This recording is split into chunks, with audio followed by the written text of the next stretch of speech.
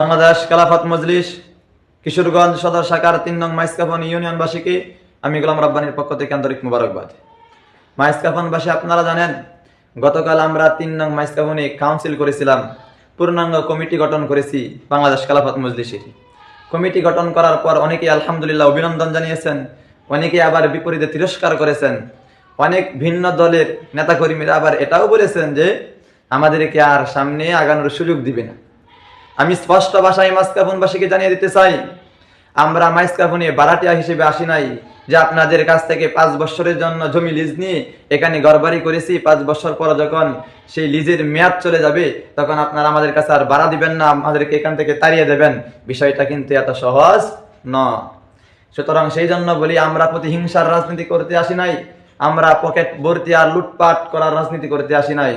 আমরা আসছি মাইজকাফনবাসীকে কোরআনের শাসন ব্যবস্থা করে মাইজকাফনবাসীর হকগুলা সুন্দর করে বন্টন করে দেওয়ার জন্য আসছি। সেই জন্য ভাই বলতেছি আপনাদেরকে, যারা ওই রকম বলতেছেন তিরস্কার করে যে এই মোল্লারা রাজনীতি সম্পর্কে কি জানে, আমি তো বলতে পারি, দীর্ঘ শ্বাস ফেলে বলতে পারি, বাংলাদেশ স্বাধীন হওয়ার পর থেকে ৩ নং মাইজকাফনে যতটি নির্বাচন হয়েছে, ইউপি নির্বাচন, আর যত চেয়ারম্যানে সুন্দর করে করে নীতিকতার মালা মাইজকাফনবাসীকে শুনিয়েছে, কেউ সেই নীতিকতার প্রতিফলন দেখাইতে পারে নাই।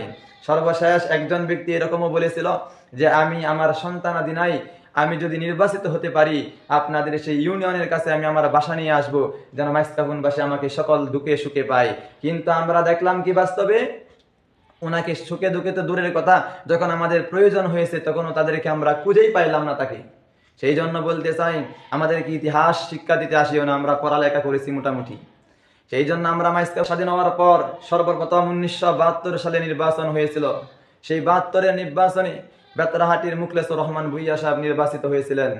72 সাল থেকে 77 সাল পর্যন্ত ওনার মেয়াদ সময় ছিল, কিন্তু দুঃখের বিষয় কোনো এক সমস্যার কারণে ভারপ্রাপ্ত হিসাবে মফিজউদ্দিন সাহেব 1 বছর দায়িত্ব পালন করেছিলেন। 1977 সালে যখন পুনরায় ইউপি নির্বাচন হয়, সেই ইউপি নির্বাচনে সুন্দরবনের ইমামুল হক বুকুল সাহেব দায়িত্ব পালন করেছিলেন, নির্বাচিত হয়েছিলেন। 1977 থেকে 1984 সন পর্যন্ত উনি দায়িত্ব পালন করেছিলেন। আবার যখন 84 সালে নির্বাচন হয়, সেই নির্বাচনে মফিজউদ্দিন সাহেব নির্বাচিত হয়েছিলেন। এই মফিজউদ্দিন সাহেব যখন 84 সনে নির্বাচিত হয়েছিলেন, 84 থেকে 88 সাল পর্যন্ত চালাইলেন। আবারও নির্বাচনের সময় আসলো, জনগণ ওনাকে আবারও নির্বাচিত করেছিলেন। 1988 থেকে 1993 সাল থেকে ওনার শাসন আমল ছিল। আবারও যখন 93 ইউপি নির্বাচন হয়েছিল, সেই 93 আবারও টানা 3 বারের মতো বিজয় লাভ করেছিলেন মফিজউদ্দিন সাহেব। 1993 সাল থেকে 1998 সাল পর্যন্ত তার শাসন আমল ছিল। এই 98 যখন আবারও নির্বাচন হয়, সেই নির্বাচনে কাছারিপাড়ার মাজারুল হক ভুইয়া সাহেব নির্বাচিত হয়েছিলেন। আমরা দেখলাম তার শাসনামলেও 1998 থেকে 2003 সাল পর্যন্ত, 3 সালের পর থেকে ভারপ্রাপ্ত হিসেবে 2 মেয়াদে দায়িত্ব পালন করেছিলেন বেতরাহাটির সাইফুদ্দিন সাহেব। তারপরে 11 সাল পর্যন্ত আবারও মফিজউদ্দিন সাহেব দায়িত্ব পালন করেছিলেন।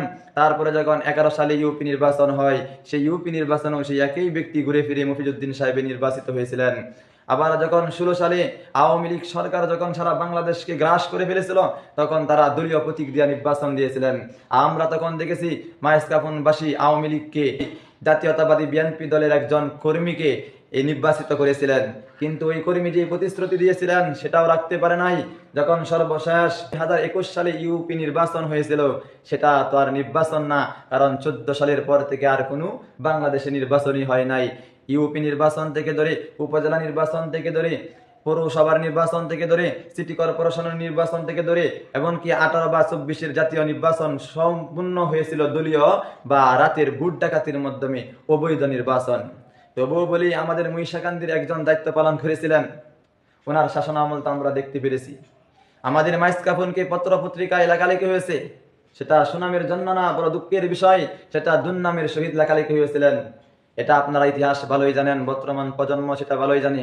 এই জন্য আমরা কাউকে কুচা দিয়ে কথা বলতে চাই না।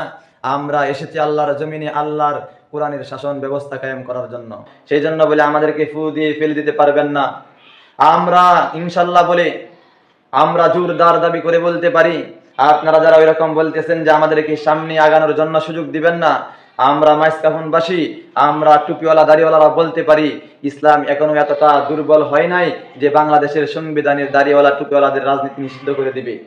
আমরা বলতে পারি আল্লাহর জমিনে তন্ত্র মন্ত্রের রাজনীতি আমরা একদিন বন্ধ করে দিবেন। এই জন্য আমি গোলাম রাব্বানি আপনাদেরকে মাইজকাফনবাসীকে উদারতা আহ্বান জানাই, আপনারা মাওলানা মামুনুল হকের হাতে হাত রেখে বাংলাদেশ খেলাফত মজলিসকে শক্তিশালী করে কোরআনী হুকমত কায়েম করার জন্য চেষ্টা করুন। ইনশাআল্লাহ বিজয় আমাদের আসবে। বাংলাদেশ খেলাফত মজলিস জিন্দাবাদ, মামুনুল হক জিন্দাবাদ।